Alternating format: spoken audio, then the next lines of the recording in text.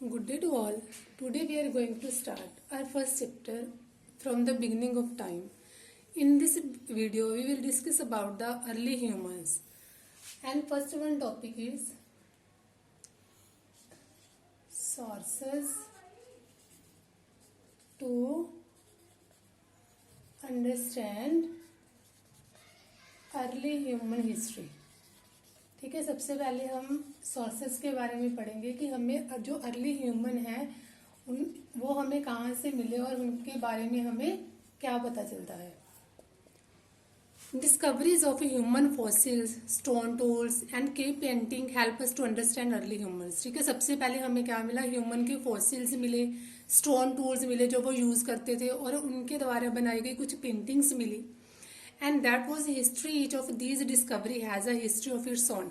और ये अपने आप में एक हिस्ट्री थी कि ये कहाँ से आई, कैसे डिस्कवर हुई, किसने इसे बनाया, सब कुछ इसमें इंक्लूड हुआ. नेक्स्ट है फॉसिल्स. अब what is fossils? And fossils are the remains और impression of a very old human. जो फॉसिल्स होते हैं ये बॉडीज के रिमेन्स होते हैं, जो कोई इम्प्रेशंस होती हैं which have turn into stones. ठीक है, जो क्या हो जाते हैं, धीरे धीरे स्टोन का रूप ले लेते हैं. These are often embedded in rock and are thus preserve for million of years. ठीक है, जब ये रॉक का ले लेते हैं स्टाइल तो क्या है, ये मिलियन ऑफ ईयर्स तक ऐसे ही पड़े रहते हैं. और जब इसको डिस्कवर किया जाता है तो इसके बारे में हमें और भी बहुत सारी इंफॉर्मेशन मिल जाती है. नेक्स्ट है stone tools. Next one is stone tools. Third जो थिंग हमें मिली है जिसके बारे में हमें अर्ली ह्यूमन की हिस्ट्री के बारे में हमें और भी ज्यादा इंफॉर्मेशन मिलती है, वो है stone tools.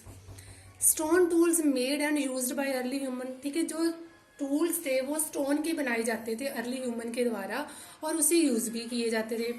Are available in various part of Africa and Europe. ठीक है,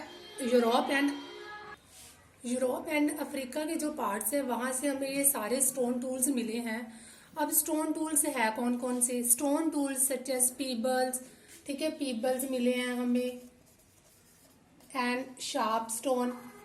कुछ शार्प स्टोन्स भी मिले हैं. Stone blades etcetera were used for various purpose in early human life. ठीक है, वो ये सारे स्टोन्स खुद बनाता भी था और अलग अलग पर्पस के लिए यूज भी करता था. नेक्स्ट है पेंटिंग. जो आपका नेक्स्ट पॉइंट है वो है paintings. Paintings found on the walls of the caves in Europe. ठीक है, यूरोप की जो केव्स है, गुफाएं हमें मिली है, उनकी जो दीवारें हैं, वॉल्स है, वहां पे कुछ पेंटिंग्स लटकाई हुई है. They are helping us to understand early human history. और ये हमारी बहुत ज्यादा हेल्प करती है ह्यूमन की हिस्ट्री को समझने के लिए. Okay, understand. हमें जो पेंटिंग्स मिली हैं गुफाओं में, ठीक है, ये हमें क्या करती है, अर्ली जो ह्यूमन की हिस्ट्री उनके बारे में बताती है. And next one, most scholar refuse to accept that these object were the remain of early humans. लेकिन क्या है, जो बहुत सारे स्कॉलर्स हैं उन्होंने इस बात को मानने के लिए इनकार कर दिया कि जो सारे रिमेन्स है वो अर्ली ह्यूमंस की हैं.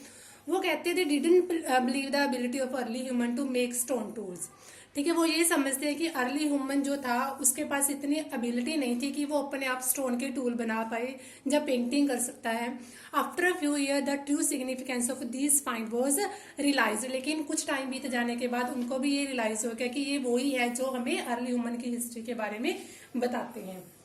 अब नेक्स्ट टॉपिक है जो वो ये है कि जो मैन की स्कल हमें मिली वो किस टाइप से मिली और किसने फाइंड अप की. Next topic is how was Neanderthal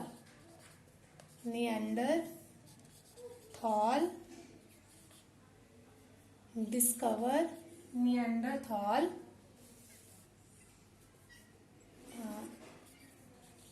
discovered man school.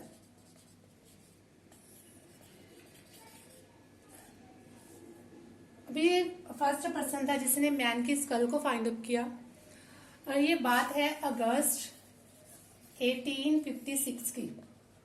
In August 1856, workmen who were quarrying for limestone ठीक है, जब वो लाइमस्टोन की अंडर काम कर रहे थे इन द नियंडर वैली, ठीक है, जो नियंडर है एक प्लेस का नेम है, अजॉज near the German city of फॉन्ट skull and some skeleton fragments, ठीक है, उन्होंने क्या देखा, एक स्कल को देखा, these were handed over to Karl Fuhlrott, ठीक है, उन्होंने इस स्कल को क्या किया कि कॉल को दे दिया, जो क्या थे, लोकल स्कूल मास्टर थे और नेचुरल हिस्टोरियन थे, ठीक है, जो नेचुरल थिंग्स पे काम करते थे, who realized that they didn't belong to a modern human, ठीक है, अब जो वो लोकल स्कूल मास्टर थे उन्होंने ये महसूस किया कि जो उनको स्कल मिली है ये मॉडर्न ह्यूमन से बिलोंग नहीं करती, इसलिए उन्होंने इसके ऊपर स्टडी करना शुरू कर दिया।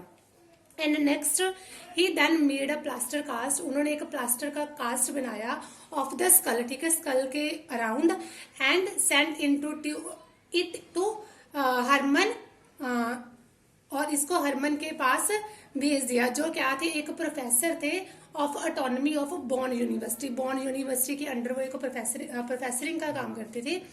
The following year the jointly publish a paper claiming that this skull represent a form of human that was extinct, ठीक है, तब उन्होंने ये बात हमें बताई कि ये क्या है, जो उनको स्कल मिली है ये एक ऐसे ह्यूमन की है जब जिनकी होंद अब नहीं है, ये एक अर्ली ह्यूमंस हैं, और at that time scholar didn't accept this view and instead declared that the skull belongs to a person, लेकिन कुछ ऐसे स्कॉलर्स भी हैं जो उनकी बात को रिफ्यूज करते, जो इस बात को स्वीकार नहीं करते कि जो ये स्कल है एक एंशियंट पर्सन की है, वो कहते हैं कि ये the skull belong to a person of a more recent time, ठीक है, वो कहते हैं ये इतने अर्ली ह्यूमन की नहीं है, ये कुछ और किसी ह्यूमंस के साथ बिलोंग करती है, but later they accepted it and named was Neanderthal man, लेकिन बाद में धीरे धीरे क्या हुआ, जैसे जैसे स्टडीज डिस्कवरीज हुई, स्टडीज हुई इसके ऊपर, तो सभी स्कॉलर ने इस बात को एक्सेप्ट किया और इस चीज को नेम दे दिया गया निएंडरथॉल मैन की, इस ये वाला मैन है